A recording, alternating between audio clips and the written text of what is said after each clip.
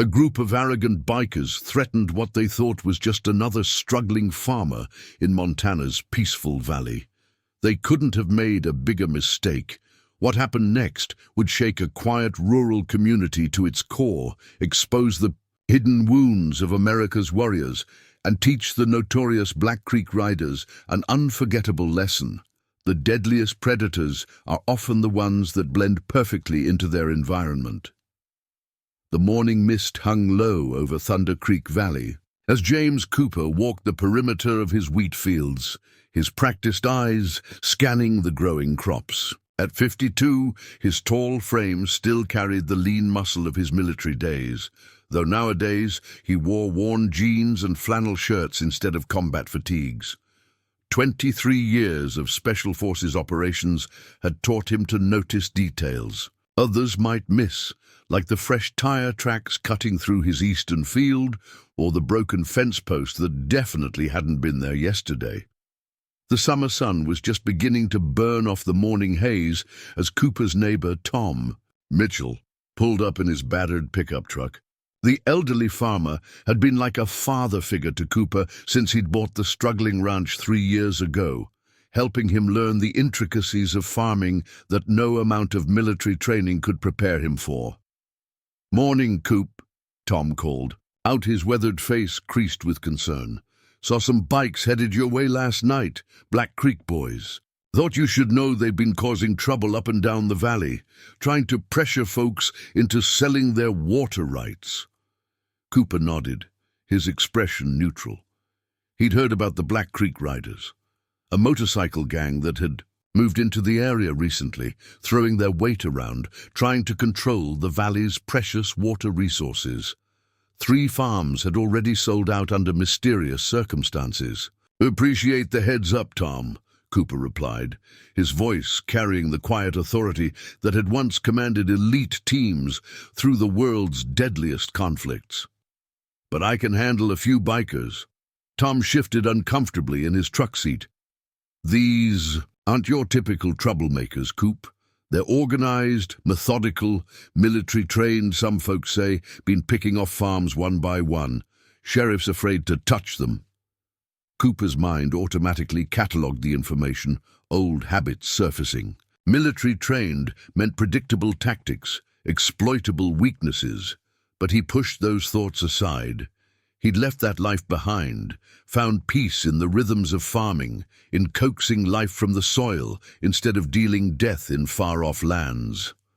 "I'll keep an eye out," he assured Tom, though his attention was already drawn to the dust cloud approaching from the main road. The rumble of motorcycles shattered the morning calm. "That'll be them now," Tom muttered. But Cooper had already shifted position, unconsciously moving to higher ground where he could better observe the approaching threat. 6 bikes, he noted, riding in standard convoy formation, not just thugs. Playing soldier, these men had training. "Head on home, Tom," Cooper said quietly. "I've got this."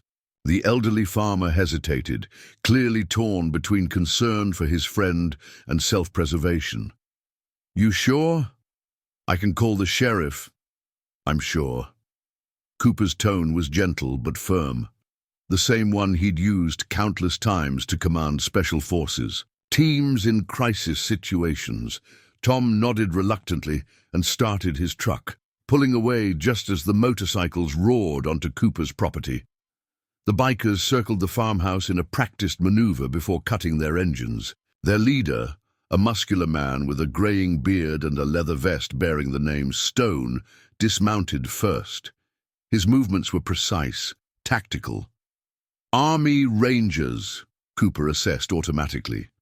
The way he carried himself positioned his men. "Definitely Rangers. Cooper," Stone called out, his voice carrying the rough edge of command. "Heard you've been giving our business associates some trouble. Not very neighborly of you." Cooper continued checking his wheat, his movements unhurried. "Your business associates tried to sabotage my irrigation system last week. That's not very neighborly either." Stone's eyes narrowed at Cooper's calm demeanor. Most farmers they dealt with showed fear by now. This one was different. The gang leader studied Cooper more carefully, noting the way he kept perfect awareness of all 6. Bikers, the way he'd positioned himself with clear sight lines and multiple escape routes. Here's the thing, Stone continued, moving closer but staying just outside striking distance. Water rights in this valley are changing hands. Smart farmers are selling to our investment group. Fair price, no hassle. But the price drops real. Quick for folks who don't understand the opportunity we're offering. Cooper finally turned to face Stone fully, and something in his steady gaze made the gang leader pause. For just a moment, Stone saw past the farmer's facade to something familiar. The look of a man who had dealt death in the world's darkest corners. "I appreciate the offer," Cooper replied evenly, "but I'm not selling. Not to you, not to your investment group, not to anyone." The other bikers spread out, trying to create an intimidating perimeter. Cooper noted their positions without seeming to look. Two carried concealed weapons poorly hidden under their vests. Another had brass knuckles in his pocket. Amateur mistakes that would get them killed in a real combat situation. "Don't think you understand the situation here, old man," Stone growled, but there was a hint of uncertainty in his voice now. Something about Cooper's calm was making his combat instincts fire warning signals. "This isn't a negotiation. You've got until tomorrow to reconsider. After that, farming accidents happen, especially to stubborn old men who don't know their place." Cooper held Stone's gaze, seeing past the threat to something he recognized, the haunted look of a warrior who'd brought the war home with him. For a moment, just a flicker, he saw himself as he'd been before finding peace in this valley. "I think we're done here," Cooper said quietly, not breaking eye contact. "But a word of advice, Stone. You're not the only one who served. The difference is, some of us found a way to leave the war behind." Stone's jaw clenched as the implications of Cooper's words sank in. The gang leader took a step back, maintaining his aggressive posture but creating distance. "Boys, let's roll. Our friend here needs time to think about his options." The thunder of motorcycles faded into the distance as Cooper watched the Black Creek riders disappear down the dusty road. His mind was already moving beyond the immediate threat to the larger puzzle these men presented. Their tactics, their organization, the way they carried themselves. This wasn't just about water rights. Something bigger was happening in Thunder Creek Valley.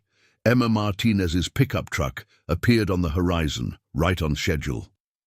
The local veterinarian had been helping Cooper with his small herd of cattle since he'd bought the ranch, though lately he'd noticed her visits becoming more frequent than strictly necessary. She pulled up just as Cooper was retrieving his dropped fence tool, her expression concerned as she watched the dust cloud left by the departing bikers.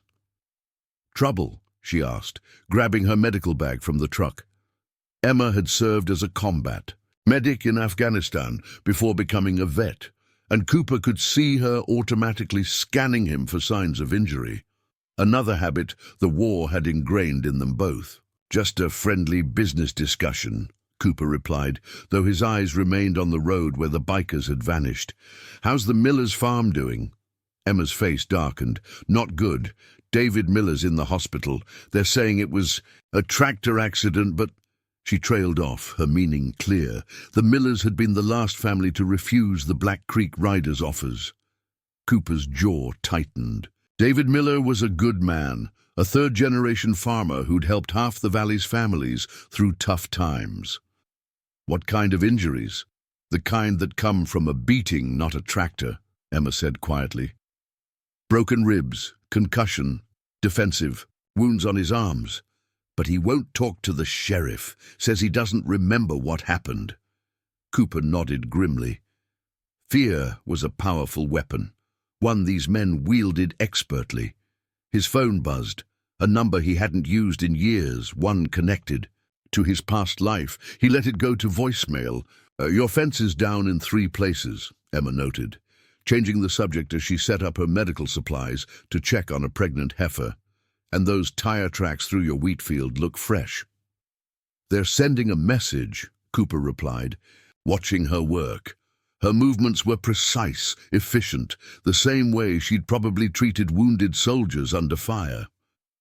trying to show they can access the property at will. Like they did at the miller's place, Emma added. Week before David's accident, they kept showing up at random times, leaving signs they'd been there. Psychological warfare. The term hung in the air between them, a reminder of the world they'd both left behind. Cooper's phone buzzed again, the same number. This time, he answered. "Wilson here," a familiar voice said. "Got your message about the Black Creek Riders. Did some digging. You're not going to like what we found." Cooper moved away from Emma, lowering his voice. "What am I looking at?" "Stone, real name Marcus. Stone, former Army Rangers deployed with 75th Regiment. But here's where it gets interesting. His discharge wasn't standard. There were incidents, investigations that got buried. He had powerful friends." Cooper watched Emma work, his mind processing the information. "The other riders? Mix of ex-military and mercenaries. They're running the same operation in 3. The States, moving in, pressuring farmers to sell water rights, using veterans as muscle. But the water rights are just the surface. What's beneath it? Working on that. But whatever it is, someone's investing serious money. Shell companies, offshore accounts, political connections. This isn't just a gang making land grabs." Cooper's tactical mind started connecting dots. The methodical targeting of farms, the focus on water rights, the military precision of their operations. This was a coordinated campaign with a bigger objective. "Send me everything you've got," Cooper said finally. "And Wilson, reach out to the old team. I might need some help on this one." As he hung up, Emma was finishing with the heifer. "Good news," she said. "Calf's healthy. Should be here any day now." She paused, studying his expression. "Bad news?" "Maybe," Cooper replied. "How many other vets do you know in the valley? Ones you trust?" Emma thought for a moment. "Besides us? Jake Thompson runs the feed store, Force Recon. Olivia Chen has the orchard south of town, Navy Corpsman, a few others. Why?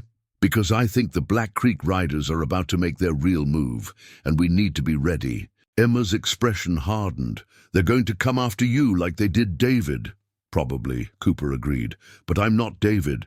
And this time they're going to learn that not all veterans lost their way when they came home." As if to emphasize his point, the sound of motorcycles echoed in the distance.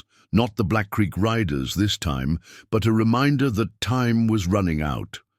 Cooper's phone buzzed with messages from Wilson, satellite images, financial records, intelligence, reports. The quiet farmer was gone, replaced by the calculating operator he'd once been. "What do you need?" Emma asked, recognizing the change in him. "First, we need to understand what they're really after. The water rights, the pressure on farmers. It's all cover for something bigger, and we need to warn the others. If I'm right, the Black Creek Riders are just the visible threat. There's someone else pulling the strings." Emma nodded, already reaching for her phone. "I'll start making calls. The valley's got more veterans than they realize, and we take care of our own." Cooper looked out over his wheat fields, the morning sun now high in the sky. He'd thought he'd left the war behind in this peaceful valley, but sometimes, he realized, the war finds you. The only question is whether you face it alone, or remember that the strongest weapon a warrior has is the brothers and sisters who stand beside them. The night was thick with tension as Cooper assembled the veterans at Jake Thompson's feed store. Moonlight filtered through dusty windows, casting long shadows across weathered faces that had seen too much of the world's darkness. Jake had cleared out the back storage room, its shelves of feed bags and farming equipment now serving as an impromptu war room. Olivia Chen stood by the makeshift map of Thunder Creek Valley, her Navy Corpsman precision evident in the careful way she was marking potential vulnerabilities. A handful of other local veterans filled the room, each with their own story, each carrying the weight of service that had marked them forever. "We've got 6 confirmed farms under direct pressure," Cooper explained, his fingers tracing the map. The Black Creek Riders aren't just random thugs. They're methodical, military-trained, and they're playing a long game. Wilson's intelligence reports lay spread across an old wooden table. Financial documents, satellite imagery, and communication intercepts told a story far more complex than a simple land grab. The water rights were just the surface, a carefully constructed cover for something much larger. David Miller wasn't just beaten, Emma Martinez interjected, her medical expertise adding depth to the intelligence. His injuries suggest a specific type of intimidation, professional muscle, not street-level thugs. These guys know exactly what they're doing. Jake Thompson, former Force Recon, leaned forward, his massive frame filling the space between map and table. Water rights in this valley control more than just agricultural land. There's a major aquifer running beneath these properties. Someone wants that water, and they're willing to do anything to get it. Cooper nodded, memories of covert operations surfacing. The way Stone and his men moved, their precise tactics, this was more than a local gang. We need to understand their next move. They've been systematic, pressure, intimidation, then escalation. Miller was a warning to the others. A young veteran, Mike Rodriguez, recently returned from Afghanistan, spoke up. They hit Miller hard to send a message, but Miller didn't break. That means their next target will be more direct. The room fell silent. They all knew what more direct meant in their world. Cooper pulled out a series of satellite images Wilson had sent. The thermal imaging revealed something interesting, subtle changes in ground temperature across several properties. These aren't random, he explained. Someone's been doing underground surveys. They're mapping something beneath the surface. Olivia Chen's fingers traced the thermal anomalies. Drilling sites? Her question hung in the air, loaded with implication. Not just drilling, Cooper replied. These are strategic points. They're planning something big enough to require precise geological mapping. Emma spread out medical records she'd discreetly collected. Look at the pattern of injuries to farmers who've resisted. These aren't random attacks. They're gathering information, testing resistance, identifying weak points. Wilson's voice crackled through the speakerphone. We've tracked shell companies back to a corporation called Horizon Resources. On paper, they're an environmental management firm, but their board includes 3 retired military intelligence officers and 2 former congressional staffers. The pieces were starting to connect. This wasn't just about water, it was about control, about something far more valuable than agricultural land. They're veterans, Jake said quietly, using the skills they learned to exploit the same communities they once swore to protect. Cooper's mind was already working through potential scenarios. Stone and his team were just the front line, expendable operatives in a much larger game. The real players were hidden, pulling strings from behind the scenes. We need to do more than defend, Cooper said, his voice cutting through the tension. We need to go on the offensive, but carefully. One wrong move, and they'll know we're onto them. Olivia pulled out a series of communication logs she'd intercepted. Old military contacts were useful that way. I've got some chatter. Horizon Resources has a major meeting scheduled in 2 weeks. Location's still being kept quiet, but they're moving something big. Mike Rodriguez leaned forward. How big? Big enough that they're flying in board members from 3 different countries, Olivia responded. And they're using private jets to do it. The room buzzed with a mixture of anticipation and concern. These weren't just farmers defending their land anymore. They were warriors reconnecting with a part of themselves they thought they'd left behind. Cooper looked around the room. Veterans of different conflicts, different branches, united by something deeper than military service. A commitment to protect, to stand against those who would exploit the vulnerable. We're not just fighting for land, Cooper said, his voice low but intense. We're fighting for a community, for the promise we made when we first took an oath to serve. Outside, the Montana night stretched across Thunder Creek Valley. The wheat fields rustled in the gentle breeze, unaware of the storm brewing beneath their peaceful surface. The Black Creek riders thought they were predators. They were about to learn the difference between hunters and the truly dangerous, those who protect what matters most. The first light of dawn caught the edge of Stone's tactical map, casting long shadows across the makeshift command center. He'd established in an abandoned ranch house outside Thunder Creek. Maps, communication logs, and surveillance photos covered every available surface. This was no longer just about pressuring farmers. Something had changed. "We've got a problem," Rex, his second-in-command, muttered, sliding a fresh intelligence report across the table. "Someone's been asking questions, digging into our background." Stone studied the report, his fingers tracing the edges of a photograph, a satellite image of Cooper's farm. The former Special Forces operator was more than just another obstacle. He was becoming a genuine threat. "Cooper's not just some farmer," Stone said quietly. "He's military, knows how to read terrain, how to gather intelligence. We underestimated him." The abandoned ranch house had been strategically chosen. Multiple escape routes, clear lines of sight, defensible positions. Old habits died hard, and Stone's ranger training was etched into every decision he made.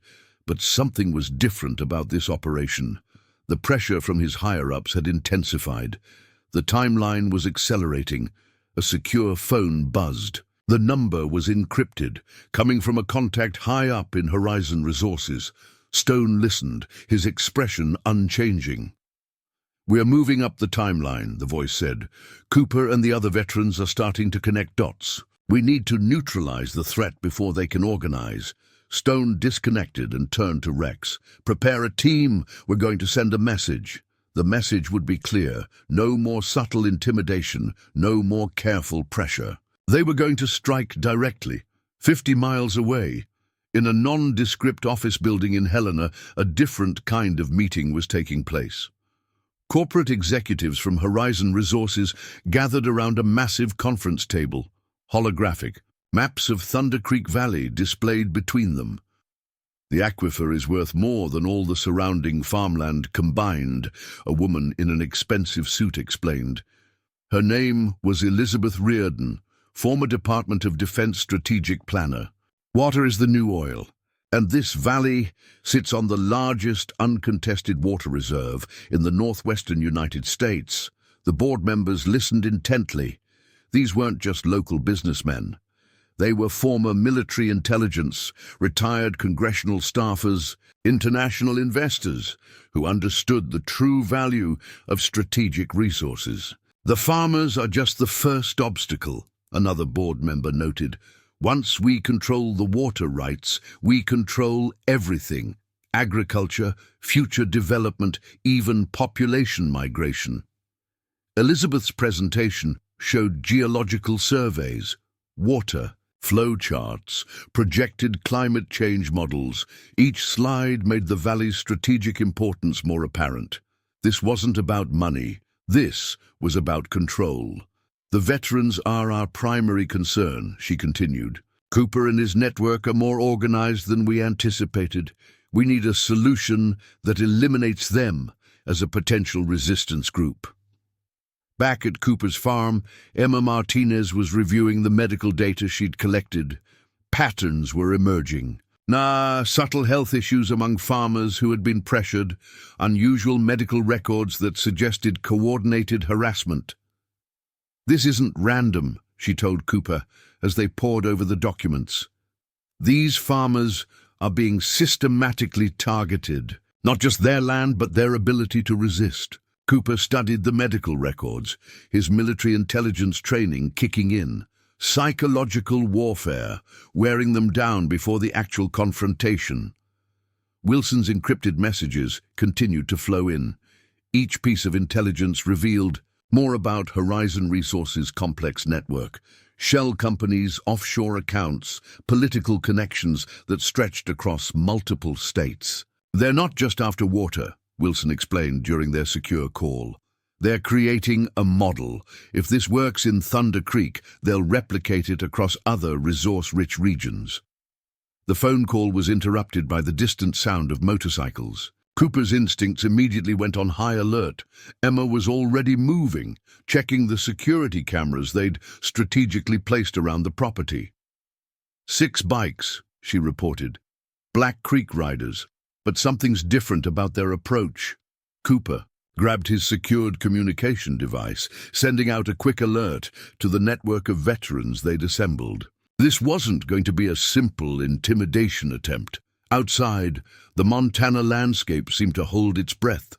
The wheat fields swayed gently, hiding the tension building beneath their golden surface. The Black Creek riders were coming, and this time they weren't looking to negotiate. Stone's voice crackled over a hidden communication channel. Target acquired. Prepare for direct engagement. The war for Thunder Creek Valley was about to enter a new, more dangerous phase.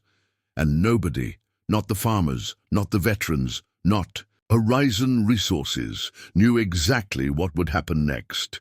The first explosion ripped through the pre-dawn darkness, shattering the quiet of Thunder Creek Valley. Cooper was already moving before the sound completely registered, muscle memory from a dozen combat zones kicking into high gear. Emma was beside him, her medical bag in one hand, a secured communication device in the other. They're not just coming, Cooper said, scanning the horizon. They're bringing war. The explosion had taken out the secondary communications tower Jake Thompson had set up, a strategic point that allowed the local veteran network to coordinate and communicate. But Cooper had anticipated this. Redundant systems were already activating backup communication channels coming online. Miles away, Olivia Chen was coordinating the initial response. Her Navy training kicked in as she began routing communications through alternative networks, using encrypted channels that would be invisible to most traditional surveillance. We've got multiple infiltration points, Olivia reported, her voice steady. They're not just targeting farms. They're trying to isolate and divide our response. Wilson's voice crackled through the secure line. Horizon Resources is making their move. This isn't just about water rights anymore. They're testing a complete systematic takeover. Cooper's farm became an impromptu command center. Veterans from across the valley began converging, each bringing specific skills. Mike Rodriguez, with his recent combat experience, was setting up defensive positions. Jake Thompson was coordinating long-range communication strategies.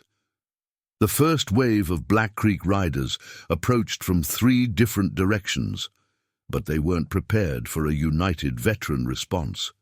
Each farm had been subtly transformed into a defensive position over the past weeks. Surveillance points, communication networks, carefully planned escape routes. Stone led the assault personally, his tactical training evident in every movement. But Cooper had been preparing. This wasn't going to be a simple intimidation campaign. In Helena, Elizabeth Reardon watched the operation unfold through a series of satellite feeds and encrypted communications. Something was different. The veterans were responding with a level of coordination that went beyond local resistance. They're more organized than our initial intelligence suggested, she told the Horizon Resources board. Cooper isn't just defending. He's orchestrating a systematic counter-response. The board members exchanged worried glances. This was supposed to be a simple land acquisition. Now it was turning into something far more complex. Back in the valley, the first confrontation was brutal and swift. The Black Creek riders expected isolated, frightened farmers. Instead, they found a network of veterans who knew exactly how to defend their territory. Emma's medical training came into play immediately. She'd set up multiple first aid stations, coordinating with local clinics to handle potential casualties.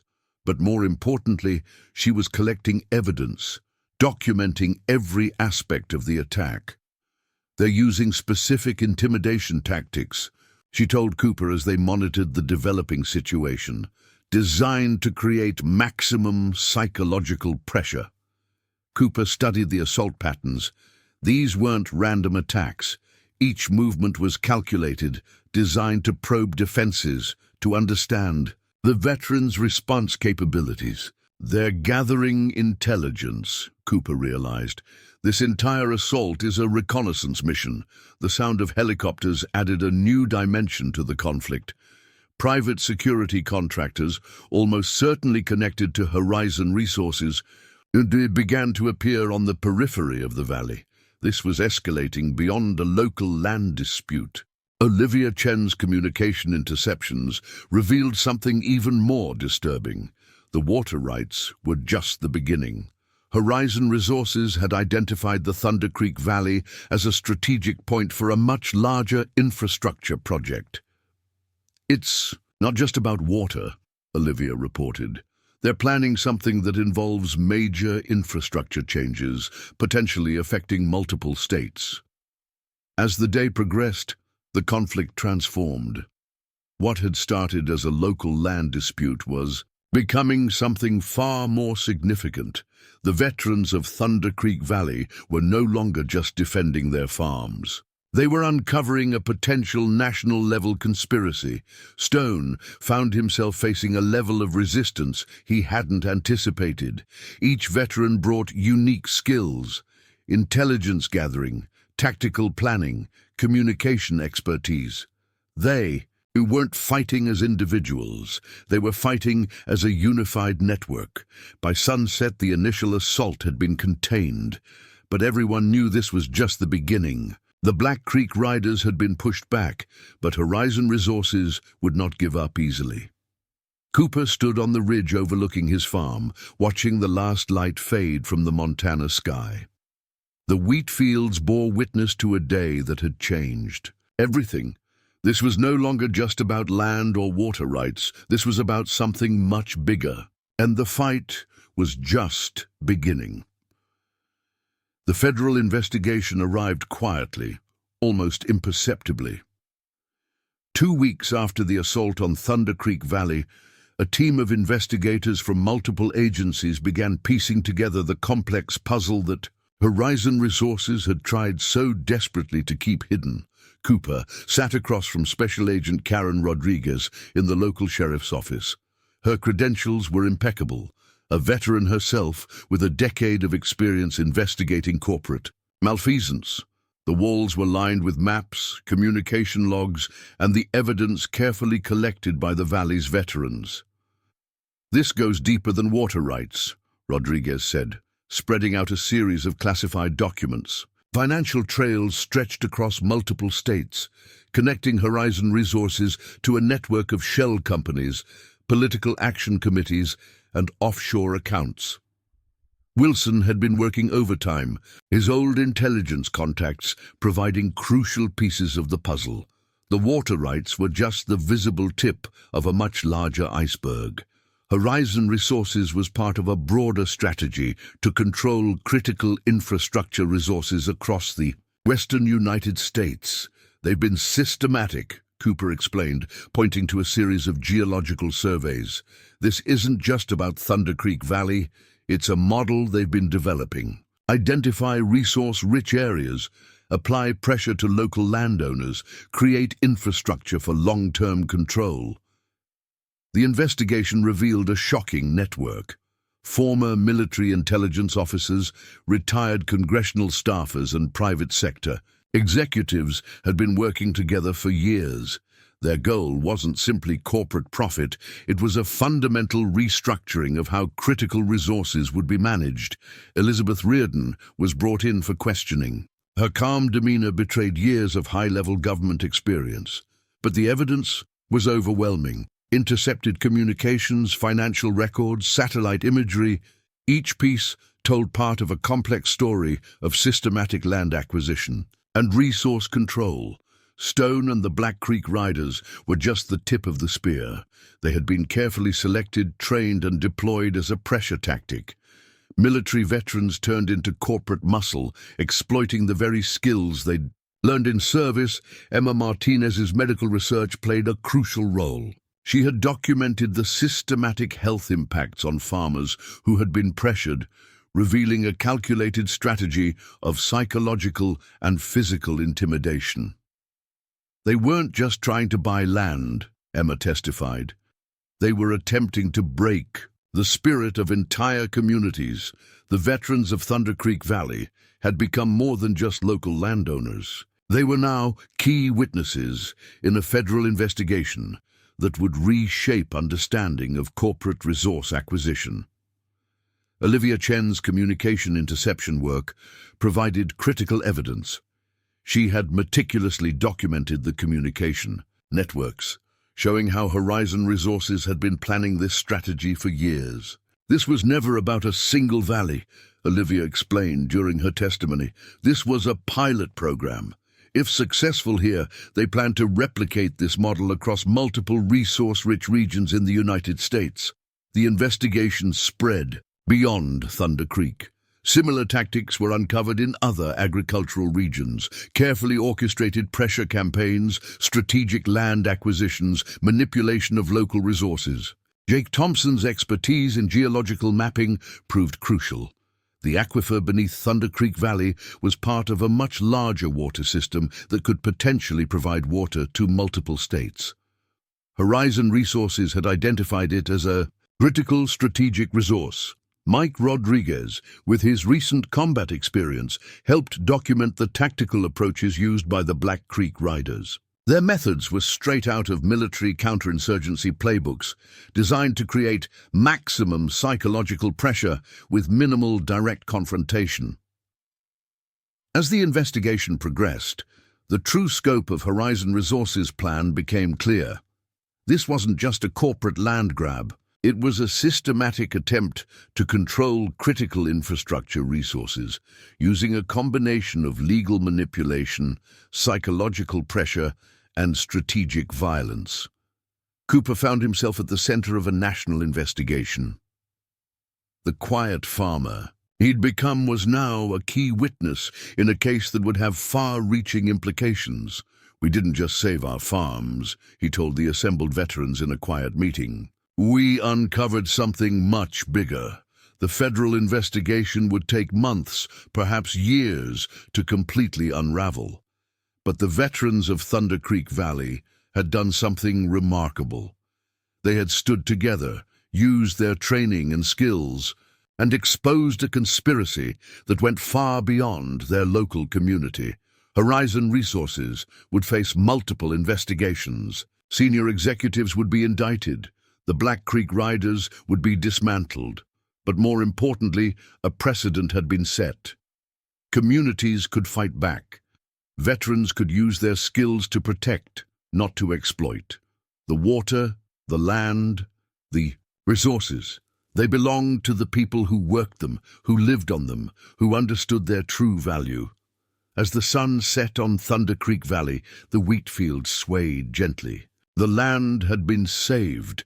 But the real victory was something far more significant, a testament to community, to service, to the enduring spirit of those who truly understand what it means to protect something greater than themselves.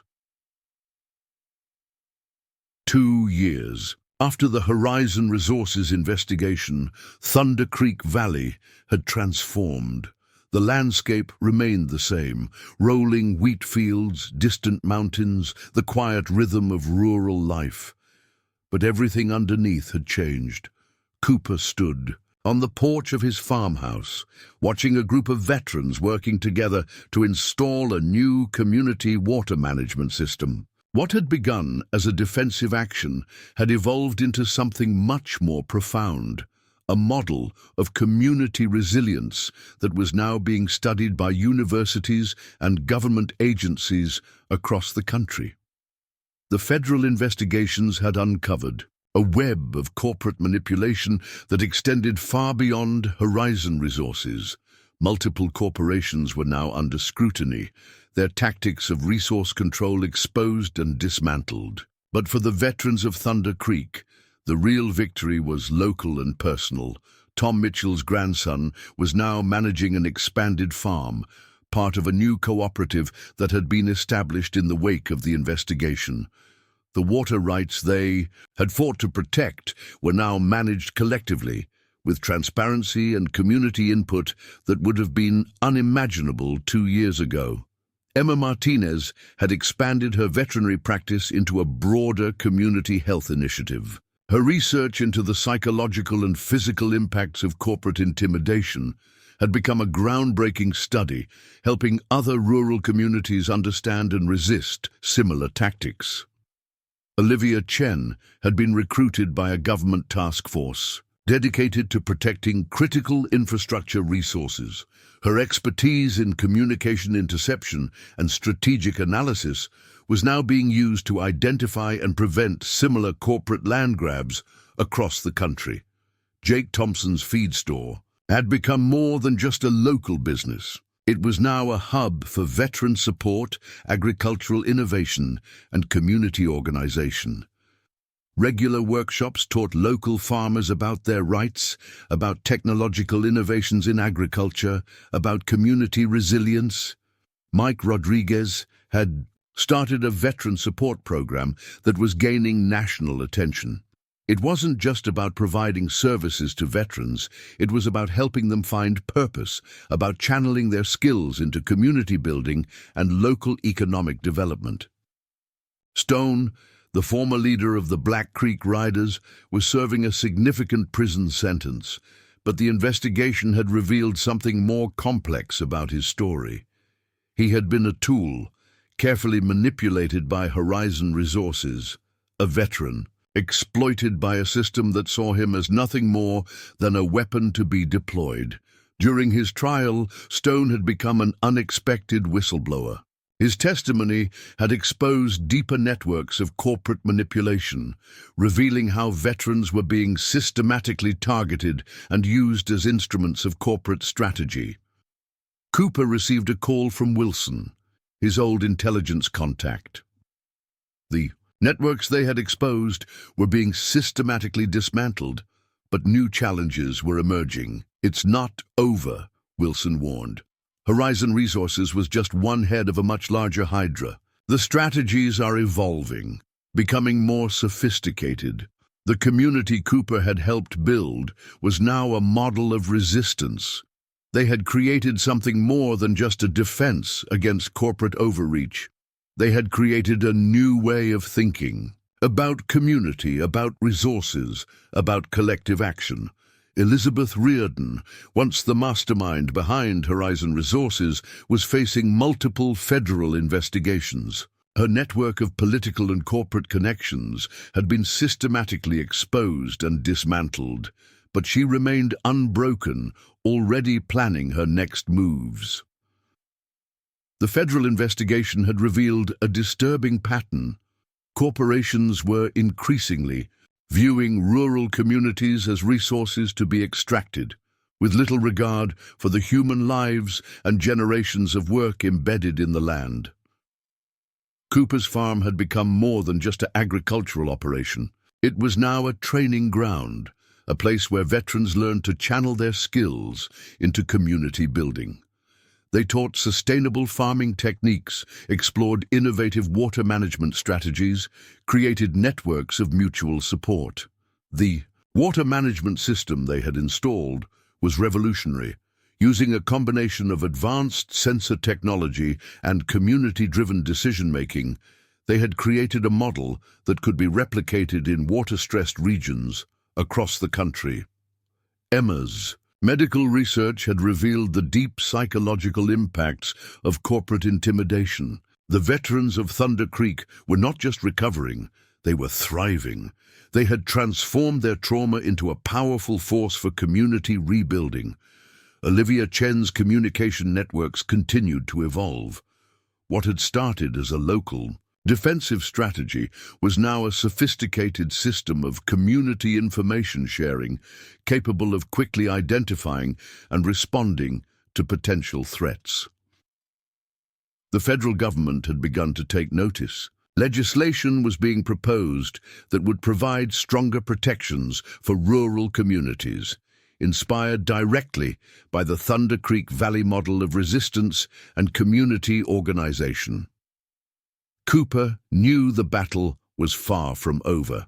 Horizon Resources might have been dismantled, but the underlying systems that had allowed such corporate manipulation remained largely intact. The veterans of Thunder Creek had won a significant battle, but the war for community sovereignty continued. As the sun set over the valley, casting long shadows across the wheat fields, Cooper reflected on the journey. They had started as isolated farmers and veterans, each fighting their own individual battles. Now they were a community, a network, a model of what was possible when people came together with purpose and determination. The wheat fields rustled in the evening breeze, a subtle reminder of what they had fought for. It wasn't just about land or water rights. It was about something much deeper, the right of communities to determine their own future, to protect their resources, to stand together against those who would seek to exploit them. Thunder Creek Valley had become more than a place. It had become a symbol of resistance, of hope, of the enduring power of community, and their story was just beginning.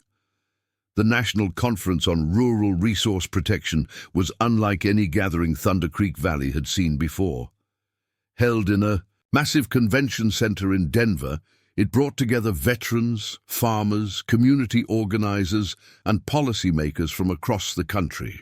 At the center of it all stood James Cooper, looking less like the intimidating Special Forces veteran and more like a seasoned community leader. Elizabeth Reardon sat in the audience, her once immaculate business suit now a symbol of her fallen empire. She watched as Cooper presented the Thunder Creek model, a comprehensive approach to community resilience that had become a blueprint for rural resistance across the United States. "It's not about fighting against something," Cooper explained, his voice carrying the quiet authority of someone who had seen both war and peace. "It's about building something stronger, something that can't be broken by corporate pressure or external threats." The presentation was a masterpiece of strategic communication. Every slide, every story demonstrated how a small community of veterans had transformed from potential victims to a powerful network of resistance and innovation. Behind Cooper, a series of screens displayed the technological innovations they had developed: advanced water management systems, community-driven agricultural technologies, communication networks that could rapidly share information and mobilize resources. Olivia Chen stood nearby, her role in developing these communication systems now recognized at the national level. What had started as a local defensive strategy was now a sophisticated model of community information sharing and rapid response. Emma Martinez presented the medical and psychological research that had emerged from their experience. Her work documented the long-term impacts of corporate intimidation and the healing power of community resilience. Universities across the country were now studying the Thunder Creek model as a case study in community health and resistance. Mike Rodriguez had brought a group of veterans from across the country. Many of them were struggling with the transition from military to civilian life, looking for purpose beyond their service. The Thunder Creek model offered them something profound, a way to continue serving, to find meaning in protecting their communities. Wilson, Cooper's old intelligence contact, sat in the back of the room. He had been instrumental in exposing the deeper networks behind Horizon Resources. Now he was working with federal agencies to develop more robust protections for rural communities. The conference wasn't just about Thunder Creek Valley, it was about a national movement. Communities from California to Florida, from Texas to Maine, were sending representatives. They had heard about the veterans who had stood up to a massive corporate conspiracy and won. During a break, Elizabeth Reardon approached Cooper. Her once powerful demeanor was diminished but not defeated. "You've created something remarkable," she said, her voice a mix of grudging respect and calculated assessment. Cooper met her gaze evenly. "We didn't create anything. We just remembered what community really means. The federal investigations had continued long after the initial exposure of Horizon resources. Multiple corporations were now under scrutiny, their tactics of resource manipulation laid bare. But the real victory was happening on the ground, in communities across the country. Jake Thompson had brought a group of young farmers from Montana. They were learning not just agricultural techniques, but how to build resilient communities. His feed store had become more than a business. It was a training ground for a new kind of rural leadership. The technological innovations were particularly impressive. Sensor networks that could detect water usage, predict agricultural challenges, and create collaborative management systems. Drone technologies that helped farmers monitor their lands more effectively. Communication systems that could rapidly share critical information. A panel discussion featured veterans from different branches of the military, each sharing how the Thunder Creek model had given them a new mission. They weren't just protecting land. They were rebuilding communities, creating economic opportunities, challenging corporate overreach. Stone, the former leader of the Black Creek Riders, had become an unexpected ally. From prison, he had become a whistleblower, revealing the deeper networks of corporate manipulation. His testimony had been crucial in exposing how veterans were being systematically targeted and used as instruments of corporate strategy. The afternoon session focused on legislative proposals. Inspired by the Thunder Creek model, lawmakers were proposing new protections for rural communities. Laws that would provide transparency in resource management, protect water rights, and create mechanisms for community input. Cooper watched the proceedings with a sense of cautious hope. They had won a significant battle, but the war was far from over.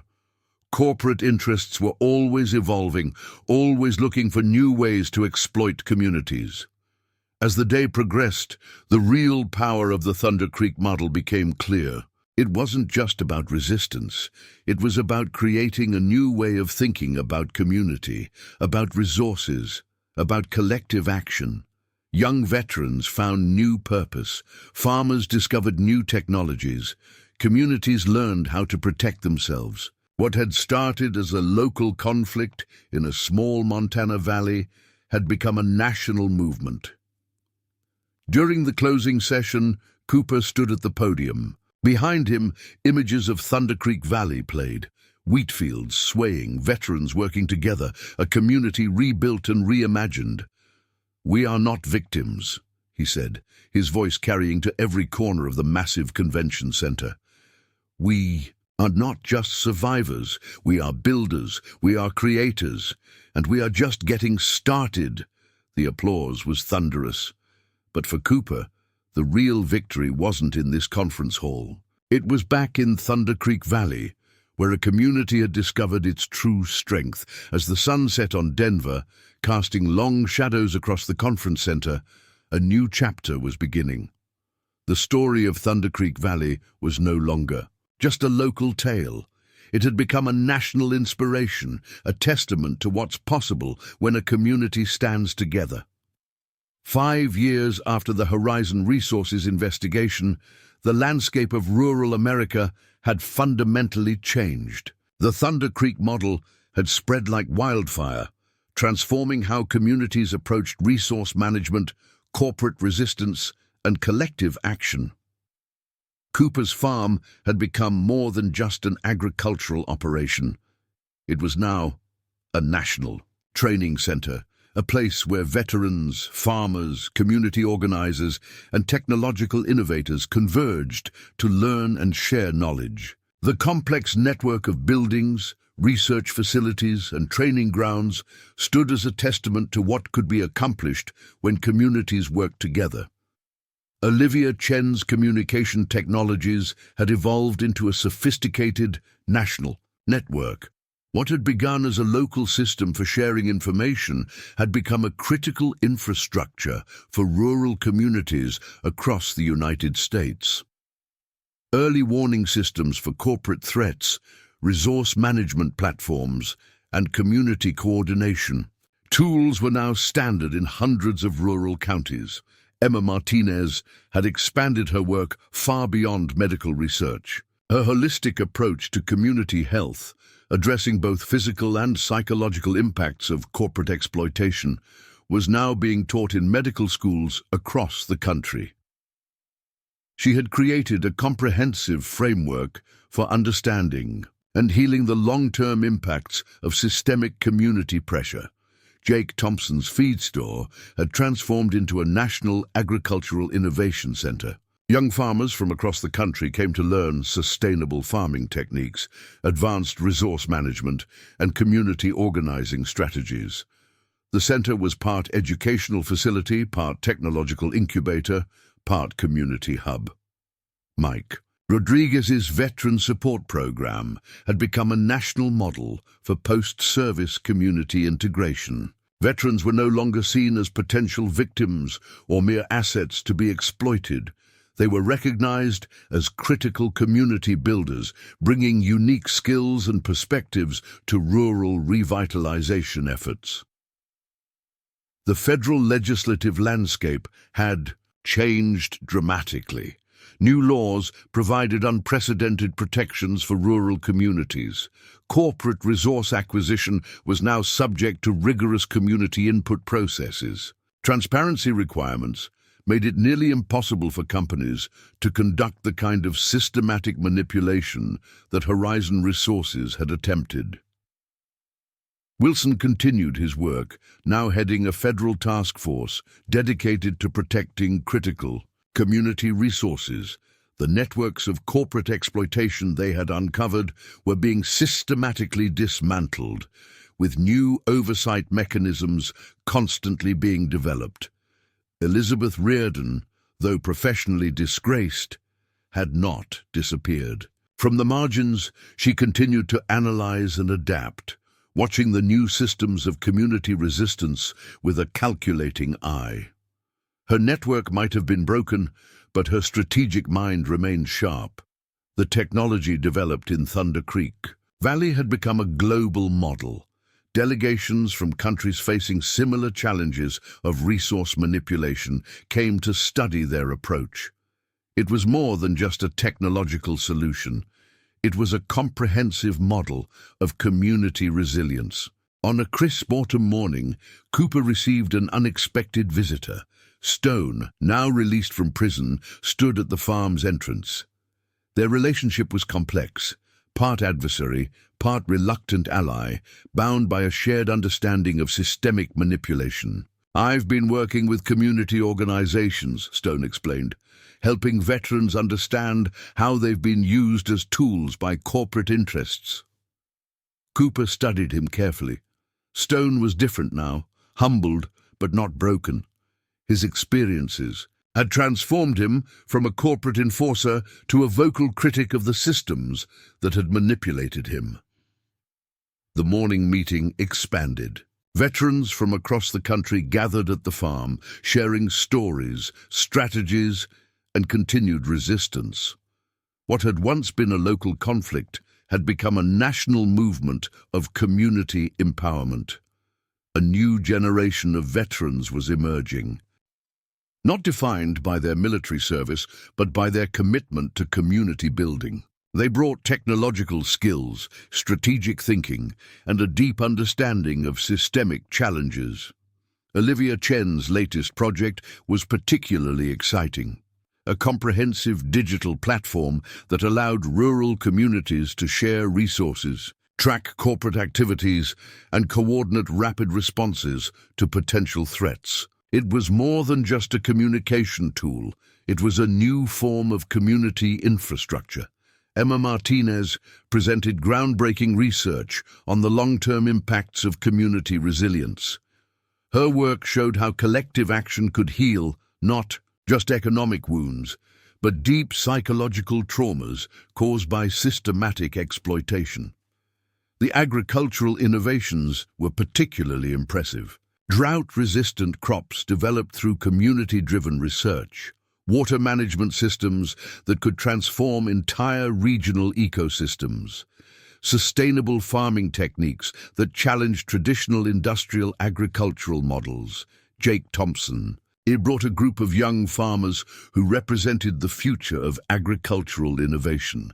They were technologically savvy, environmentally conscious, and committed to community-driven approaches to farming. Mike Rodriguez's veteran support program had become a powerful force for social change. Veterans were now seen as critical assets in community development, bringing unique skills and perspectives to rural revitalization efforts. As the day progressed, the true depth of their transformation became clear. This was no longer just about resisting corporate threats. It was about reimagining how communities could function, how resources could be managed, how collective action could create genuine change. Cooper watched the gathering with a sense of quiet satisfaction. The wheat fields around the farm seemed to symbolize their journey, constantly growing, adapting, finding strength in collective resilience. Wilson arrived with new intelligence about emerging corporate strategies. The battle was ongoing, but they were no longer fighting from a position of weakness. They had created a model of resistance that was dynamic, adaptable, and powerful. As the sun began to set, casting long shadows across the farm, Cooper reflected on their journey. They had started as isolated individuals, each fighting their own battles. Now they were a network, a movement, a testament to the power of community. The story of Thunder Creek Valley was far from over. In many ways, it was just beginning. Outside, the wheat fields continued to sway, a quiet reminder of the enduring strength of those who stand together. 10 years after the Horizon Resources investigation, James Cooper stood at the edge of his farm, watching the next generation prepare for a global conference on community resilience. The world had changed dramatically, and Thunder Creek Valley had been at the heart of that transformation. A memorial stood near the farmhouse, a simple stone marker honoring the farmers and veterans who had first stood against corporate exploitation. Names were etched into its surface, a reminder of the collective struggle that had reshaped rural America. Olivia Chen's daughter, Lisa, was now leading the global communication network they had first developed. What had begun as a local system for sharing information had become a critical tool for community protection worldwide. Technological innovations born in Thunder Creek now helped communities from Brazil to India resist systematic corporate manipulation. Emma Martinez had retired, but her research continued through a foundation that supported community health initiatives. The psychological healing model she had developed was now used in communities facing various forms of systemic pressure. Stone, who had transformed from an antagonist to an ally, worked directly with veteran support programs. His story of redemption had become a powerful narrative of how individuals could change and contribute to community healing.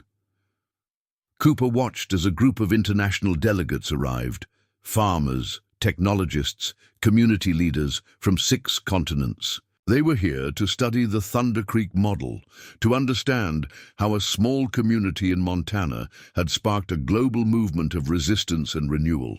Mike Rodriguez, now a senior advisor to national veteran support programs, approached Cooper.